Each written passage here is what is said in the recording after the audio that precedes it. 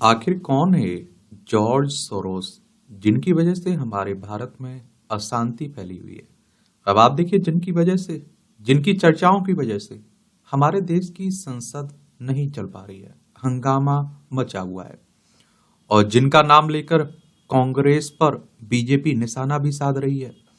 तो इनके बारे में एक सामान्य जानकारी हम लोग देखते हैं और इन्हें आप लोग अपनी स्क्रीन पर भी देख रहे होंगे। तो भारत के अरबपति कारोबारी गौतम अडानी के मुद्दे पर संसद में चल रही खींचतान के बीच अब बीजेपी ने अमेरिकी अरबपति जॉर्ज सोरोस और कांग्रेस नेता सोनिया गांधी के बीच कथित संबंध का आरोप लगाया है।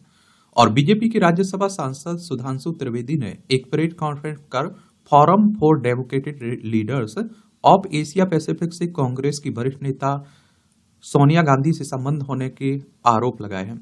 बीजेपी का आरोप है कि इस फोरम में भारत विरोधी और पाकिस्तान के समर्थन की बातें हो रही है। और आप देखते हैं, बीजेपी ने आरोप लगाया कि इस फोरम की फंडिंग जॉर्ज सोरोस के फाउंडेशन से हो रही है। हालांकि इन आरोपों का कांग्रेस और समाजवादी पार्टी जैसे कई विपक्षी दलों ने बेबुनियाद कहकर खंडन किया है। क्या है बीजेपी का आरोप? बीजेपी नेता सुधांशु त्रिवेदी इससे पहले राज्यसभा में भी आरोप लगा चुके ओसीसीआरपी यानी कि organised crime and corruption reporting project, जो कि एक फ्रेंच पब्लिकेशन है, और उसने अपने एक हालिया रिपोर्ट में कहा कि इस प्रोजेक्ट को विदेशी फंडिंग और इसका फोकस इंडिया पर है। सुधांशु ने इस रिपोर्ट को विदेशी फंडिंग के अलावा इसके संबंध जॉर्ज सोरोस से भी कहे हैं। और उन्होंने सवाल किया है कि बीते 3 साल से क्या एक सहयोग है कि जब भी भारत में संसद का सत्र चलता है तभी पेगासस रिपोर्ट, किसान आंदोलन, मणिपुर हिंसा, हिंडनबर्ग जैसी घटनाएं होती है। सुधांशु त्रिवेदी ने कहा कि इसी सिलसिले में कोविड वैक्सीन पर भी रिपोर्ट छपती है और मौजूदा सत्र से पहले अमेरिकी अटॉर्नी की एक रिपोर्ट भारत के बिजनेस हाउस से बारे में आती है। दरअसल नवंबर महीने के आखिरी दिनों में भारतीय कारोबारी गौतम अडानी पर अमेरिका में अभियोग की रिपोर्ट सामने आई। गौतम अडानी पर अपनी एक कंपनी को कॉन्ट्रैक्ट दिलाने के लिए 25 करोड़ डॉलर की रिश्वत देने हुई इस मामले को छिपाने का आरोप लगाया गया है। और आप देखते हैं कि इसके बाद से ही कांग्रेस पार्टी लगातार बीजेपी पर हमलावर है और इस मुद्दे को संसद में भी उठाने की कोशिश कर रही है। कांग्रेस पार्टी इस मुद्दे पर जेपीसी की मांग भी कर चुकी है। सुधांशु त्रिवेदी ने राज्यसभा में सवाल खड़े की कि यह सब जानबूझकर हो रहा है या अनजाने में। और इससे पहले बीजेपी सांसद निशिकांत दुबे ने कांग्रेस नेता राहुल गांधी और सोरोस फाउंडेशन में काम करने वाले लोगों के बीच संबंधों का आरोप लगाया। निशिकांत दुबे ने गुरुवार को इस मुद्दे को संसद में भी उठाया और संसद के बाहर भी इस मुद्दे पर मीडिया में बयान दिया। हालांकि कांग्रेस नेता शशि थरूर ने निशिकांत दुबे के आरोप को संसदीय विशेषाधिकार के खिलाफ बताया और शशि थरूर ने आरोप लगाया कि संसद के नियमों के खिलाफ राहुल गांधी को बिना नोटिस दिए निशिकांत दुबे को बोलने की अनुमति नहीं दी गई है। और सोरोस पहले भी रहे बीजेपी के निशाने पर। वहीं बीजेपी सांसद किरण रिजिजू का कहना है कि कुछ मुद्दों पर राजनीतिक चश्मे से बाहर आकर देखना चाहिए, सभी को मिलकर देश विरोधी ताकतों से लड़ना चाहिए। रिजिजू ने आरोप लगाया कि जॉर्ज सोरोस फाउंडेशन के साथ कई ऐसी ताकतें हैं जो भारत के खिलाफ काम करती हैं। अमेरिकी अरबपति कारोबारी जॉर्ज सोरोस के मुद्दे पर बीजेपी पहले ही भी हमलावर रही है। पिछले साल की शुरुआत में जर्मनी के म्यूनिक में रक्षा सम्मेलन में जॉर्ज सोरोस ने कहा था कि भारत एक ऐतिहासिक देश है, एक लोकतांत्रिक देश है, लेकिन प्रधानमंत्री नरेंद्र मोदी लोकतांत्रिक नहीं है और मोदी के तेजी से बड़ा नेता बनने की अहम वजह भारतीय मुसलमानों के साथ की गई हिंसा है। सोरोस ने भारतीय कारोबारी गौतम अडानी का भी जिक्र किया, कहा कि मोदी और अरबपति अडानी में करीबी रिश्ते हैं, दोनों का भविष्य एक दूसरे से बंधा हुआ है। अडानी पर स्टॉक मैनिपुलेशन के आरोप हैं और मोदी इस मामले पर खामोश हैं, लेकिन उन्हें विदेशी निवेशकों और संसद में सवालों के जवाब देने होंगे।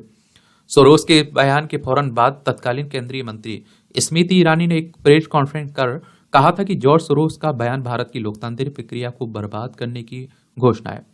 और सोरोस के बयान पर उस वक्त भारत के विदेश मंत्री एस जयशंकर ने कहा था कि सोरोस की टिप्पणी ठेठ यूरो अटलांटिक नजरिए वाली है। और जयशंकर ने कहा था कि सोरोस एक बूढ़े रईस और हठधर्मी व्यक्ति हैं जो न्यूयॉर्क में बैठकर सोचते हैं कि उनके विचारों से पूरी दुनिया की गति तय होनी चाहिए। इससे पहले जनवरी 2020 में दावोस में हुई वर्ल्ड इकोनॉमिक फोरम की बैठक के कार्यक्रम में प्रधानमंत्री नरेंद्र मोदी को निशाने पर लेते हुए सोरोस ने कहा भारत को एक हिंदू राष्ट्रवादी देश बनाया जा रहा है। अब बात आती है कि इतने जिससे विवाद जुड़े हुए हैं, आखिर वो जॉर्ज सोरोस कौन है?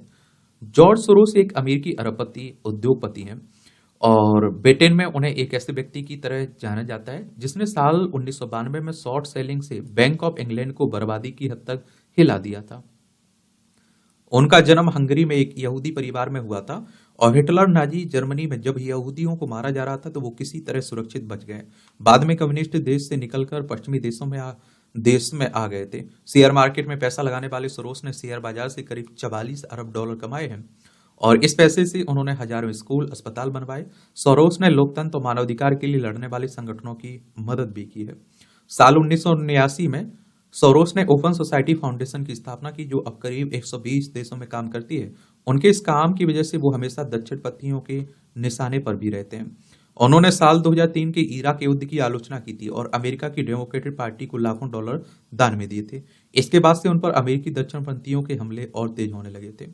साल 2019 में ट्रंप ने एक वीडियो को रीट्वीट करते हुए दावा किया था कि होंडुरास से हजारों शरणार्थियों को अमेरिकी सीमा पार करके दाखिल होने के लिए सोरोस ने पैसे दिए थे।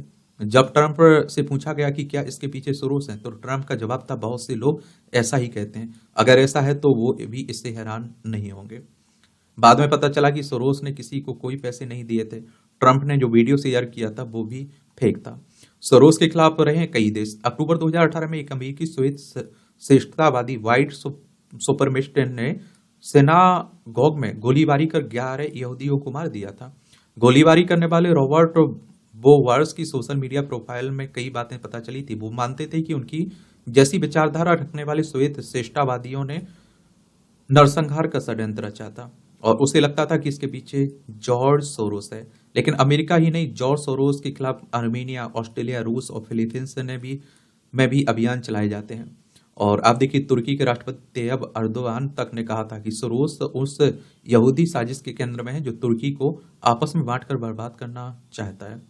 ब्रिटेन की ब्रेक्जिट पार्टी के नाइजल फराज का दावा है कि सोरोस शरणार्थियों को पूरे यूरोप में फैल जाने के लिए प्रोत्साहित करते हैं और उनके मुताबिक सोरोस पूरी पश्चिमी दुनिया के लिए सबसे बड़ा खतरा है।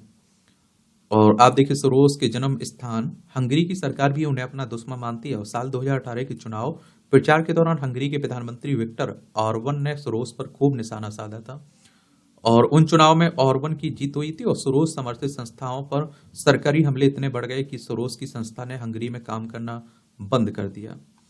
तो ये कहानी है सोरोस की। किसकी? जॉर्ज सोरोस की। अब देखिए, सच्चाई क्या है, क्या झूठ है। मैं कहता हूं कि चाहे अडानी पर आरोप लग रहे हैं और चाहे कांग्रेस के नेताओं पर, बीजेपी के नेताओं पर लग रहे हैं, ईमानदारी से मैं कहता हूं जांच होनी चाहिए देखिए हर मामले की, और संसद की कार्रवाई व्यवस्थित तरीके से चलना चाहिए। सत्ता पक्ष हो, विपक्ष हो, हर किसी को बोलने का, हर किसी को सुनने का मौका मिलना चाहिए। क्योंकि आप देखिए, जो संसद की कार्रवाई होती है ना, इस पर पानी की तरह पैसा बहाया जाता है और यह पैसा हमारा आपका होता है। आप समझ रहे हैं? तो यही हाल है। कांग्रेस की बात करें तो एक पुराना राजनीतिक दल है। 28 दिसंबर 1885 में इसकी स्थापना हुई थी। ए ओ ह्यूम इसके संस्थापक थे। पहले अध्यक्ष WC बनर्जी थे, व्योमेश चंद्र बनर्जी। और बीजेपी की बात करें तो 1980 में इसकी स्थापना हुई थी। अटल बिहारी वाजपेयी इसके पहले राष्ट्रीय अध्यक्ष थे। देख लीजिए, ये हमारा प्यारा भारत है एशिया में। धन्यवाद।